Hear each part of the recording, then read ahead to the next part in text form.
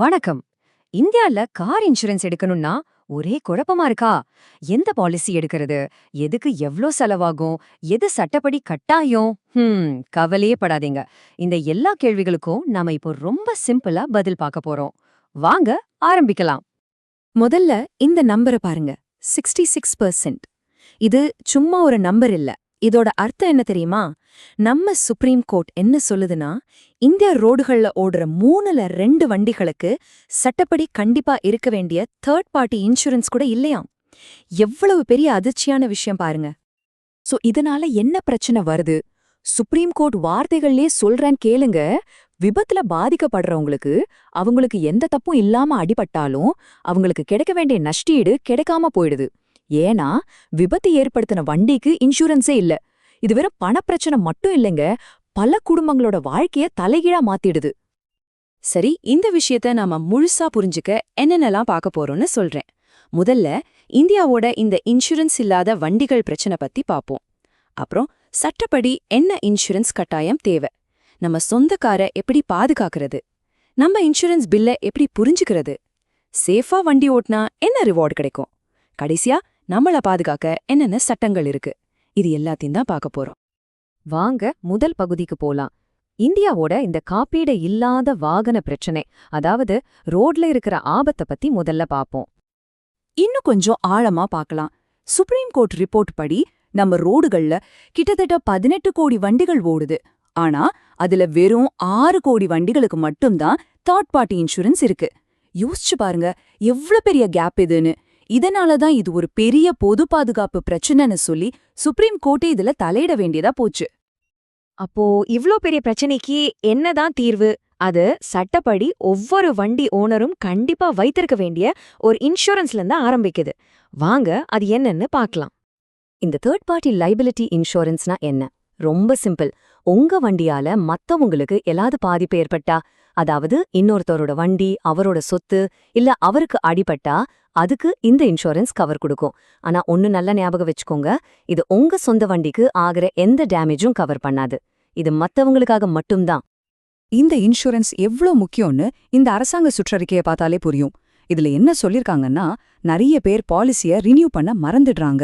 அதனால supreme court order படி புதுசா கார் வாங்கும்போது 3 வருஷத்துக்கும், 2 வீலர் வாங்கும்போது 5 வருஷத்துக்கும் தேர்ட் பார்ட்டி இன்சூரன்ஸை மொத்தமா எடுத்தே ஆகணும்னு சட்டமாக்கிட்டாங்க. சரி, சட்டப்படி தேர்ட் பார்ட்டி இன்சூரன்ஸ் எடுத்தாச்சு. ஆனா நம்மளோட சொந்த காருக்கு ஏதாவது சேதமாச்சுன்னா என்ன பண்றது? நம்மளோட முதலீட்ட, நம்ம காரை எப்படி பாதுகாக்கிறதுன்னு இப்ப பார்க்கறாம். இந்த டேபிள பாருங்க, ரொம்ப தெளிவா புரியும். 3 ஆப்ஷன் இருக்கு. தேர்ட் பார்ட்டி, இது மத்தவங்களுக்கு மட்டும்தான். ஸ்டாண்ட் அலோன், ஓன் டேமேஜ், இது உங்க வண்டிக்கு மட்டும்தான். ஆனா 3ஆவதா இருக்கிற காம்ப்ரிஹென்சிவ் பாலிசி, இதுதான் ஒரு ஆல் இன் ஒன் பேக்கேஜ் மாதிரி. உங்க வண்டி, மத்தவங்க வண்டி, திருட்டுன்னு எல்லாத்தையும் இது கவர் பண்ணிடும். உங்களுக்கு ஒரு முழுமையான பாதுகாப்பு கொடுக்கும். ஓகே, எந்தெந்த மாதிரி பாலிசி இருக்குன்னு பார்த்தாச்சு. இப்போ ரொம்ப முக்கியமான பண விஷயத்துக்கு வருவோம். நம்ம கட்டுற இன்சூரன்ஸ் காசு, அதாவது பிரீமியம், எதை வச்சு முடிவு பண்றாங்க? நம்ம எதுக்கெல்லாம் பணம் கட்டுறோன்னு தெரிஞ்சுக்கலாம் வாங்க. முதல்ல பிரீமியம். ரொம்ப சிம்பிள். உங்க இன்சூரன்ஸ் பாலிசிய ஆக்டிவா வச்சுக்க நீங்க கட்டுற பணம் தான் பிரீமியம். இதுதான் உங்க இன்சூரன்ஸ் பில். அடுத்து இன்சூர்ட் டிக்ளேர்ட் வேல்யூ, அதாவது ஐடிவி. இது என்னன்னா உங்க காரோட இப்போதைய மார்க்கெட் வேல்யூ. ஒருவேளை உங்க கார் திருடு போயிட்டாலோ இல்ல மொத்தமா டேமேஜ் ஆகிட்டாலோ இன்சூரன்ஸ் கம்பெனி உங்களுக்கு அதிகபட்சமா எவ்ளோ பணம் கொடுப்பாங்கன்றது தான் இந்த ஐடிவி. ஐடிவி அதிகமா இருந்தா உங்களுக்கு கிடைக்கிற பாதுகாப்பும் அதிகம். ஆனா நீங்க கட்டுற பிரீமியமும் அதிகமாகும்.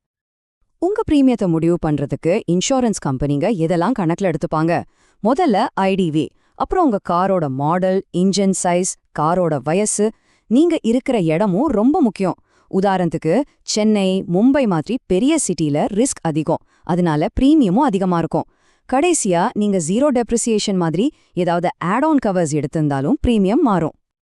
சரி, இவ்ளோ நேரம் பணம் கட்டுறத பத்தி பேசணும். இப்போ நம்ம பணத்தை எப்படி மிச்சப்படுத்தலான்னு பாப்போமா? நீங்க சேஃபா வண்டி ஓட்டினா அதுக்கு ஒரு ரிவார்டு இருக்கு. அதுதான் நோ கிளைம் போனஸ், அதாவது என்சிபி. இந்த நோ கிளைம் போனஸ்னா என்ன? நீங்க ஒரு வருஷம் முழுக்க எந்த ஒரு சின்ன கிளைம் கூட பண்ணலன்னா அடுத்த வருஷம் உங்க பிரீமியம்ல ஓன் டேமேஜ் பங்குக்கு ஒரு டிஸ்கவுண்ட் கிடைக்கும். இதுதான் நீங்க சேஃபா வண்டி ஓட்டுறதுக்கான ஒரு கிஃப்ட். இந்த டிஸ்கவுண்ட் எப்படி அதிகமாகுதுன்னு இந்த டேபிள்ல பாருங்க. ஒரே ஒரு வருஷம் கிளைம் பண்ணலனா உங்களுக்கு 20% டிஸ்கவுண்ட். இதே மாதிரி தொடர்ந்து 5 வருஷம் நீங்க எந்த கிளைமும் பண்ணலனா உங்க பிரீமியம்ல நேரா பாதி, அதாவது 50% வரைக்கும் டிஸ்கவுண்ட் கிடைக்கும்.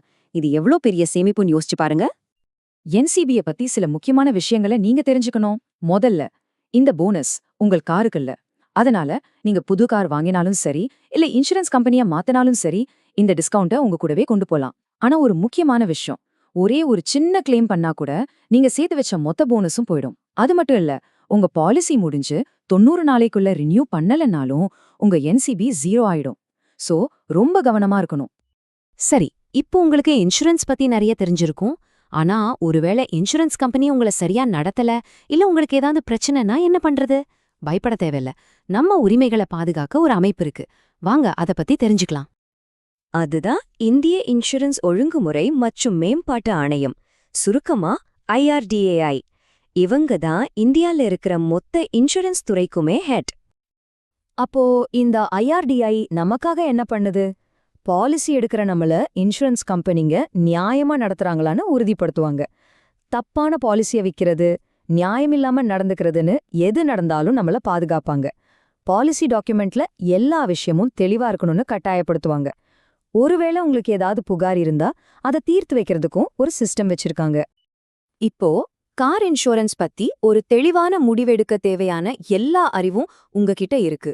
இப்போ உங்க முன்னாடி இருக்கிற ஒரே கேள்வி இதுதான்.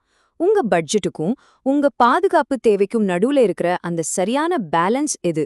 அந்த பாலிசியை தேர்ந்தெடுக்க வேண்டியது நீங்க தான். அந்த முடிவு இப்போ உங்க கையில தான் இருக்கு.